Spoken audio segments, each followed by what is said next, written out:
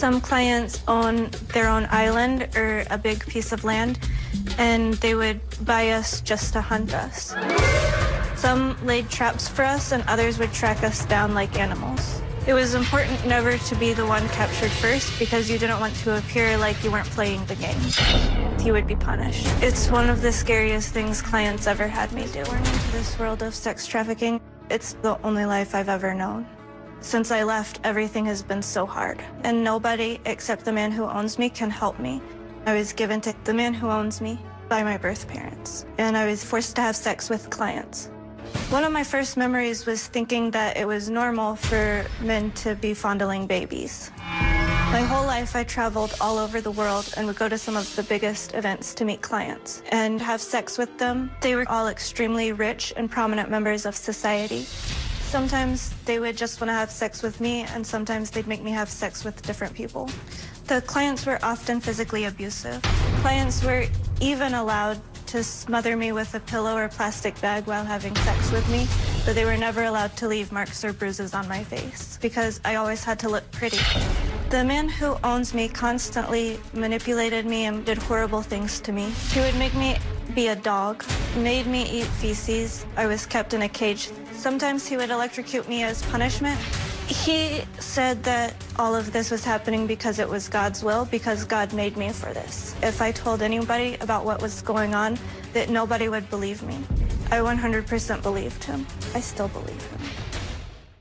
I was told by the man who owns me that my birth parents had me for him, so I've always been his. One time I met them and they told me that I should appreciate what they did for me. They told me that this was the best thing for me. I believed that they were right, and I also believed that it was my fault that I didn't appreciate it. The man who owns me told me that I was special to him. I was strong, very smart, and not every girl would be able to do the job that I was made to do. I traveled with him frequently. When he had very special clients, I was the person that they would see. When the man who owns me wasn't around, there were people that we called watchers, whose job was just to watch us, and there were people whose job was just to move us from place to place. When the movers would come for us, they would always come in the middle of the night, like they were kidnapping us and drug us. They would put several of us in the trunk of a car. They were constantly moving me to different places, brothels, and sometimes to big mansions with servants. In some of these places that we would stay, we would be in basements. In some places, we would be in rooms with cages or with tools on the wall, locks with different keys, and they were all used sexually on us. For the little boys, men would have sex with them. When they turned 5, then they were forced to have sex with women. The girls would start having sex as infants. All of this was completely normal to me, and I never thought seriously about leaving. The clients I was forced to have sex with were very rich and powerful, very important VIPs. They were in law enforcement, doctors, psychiatrists, judges, politicians, even people who owned sports teams. I attended many parties for people who had just got elected into office. When I would attend these events, I had to look pretty and act like I belonged there. I had to know how to hold a conversation about politics.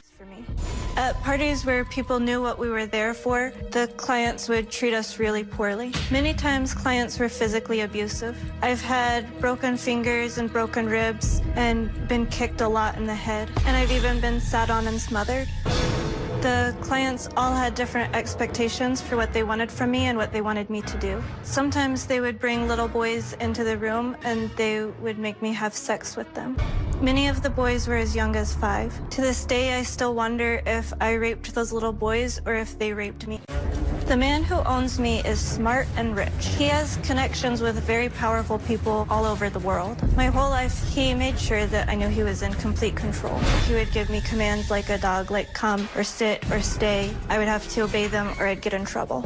Sometimes I would have to be a dog for days. So I would ask myself why this was happening to me, but I always knew it's because the dogs were behaving better than I was. When I would get in trouble, the man who owns me would have really rough sex with me, take sharp blades and cut me. He would take all of my clothes and blankets to make me wet, so I'd be cold. Sometimes he would throw me in the bathtub and hold my face down. Every time I was really scared that I was going to die, but then I was really sad when he would let me live.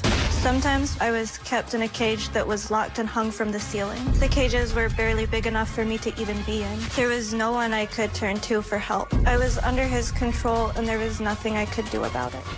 When I was 7 years old, the man who owns me gave me a gun and said that he would show me how to kill myself. He told me that if I ever want to leave him, this is my only chance. First, he put the gun right here, and he told me not to shoot myself right here because I might flinch and it would just go through my jaw.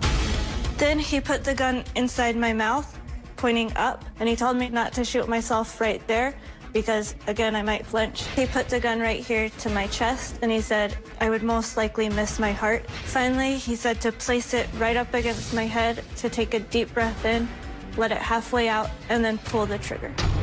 I pulled the trigger and nothing happened. The gun wasn't loaded. I immediately got punished for trying to leave him. When that happened, I realized that he would never let me. When I was in the world of sex trafficking, I gave birth to children. I was allowed to get pregnant because men paid for that. I was pregnant several times, but I had several abortions.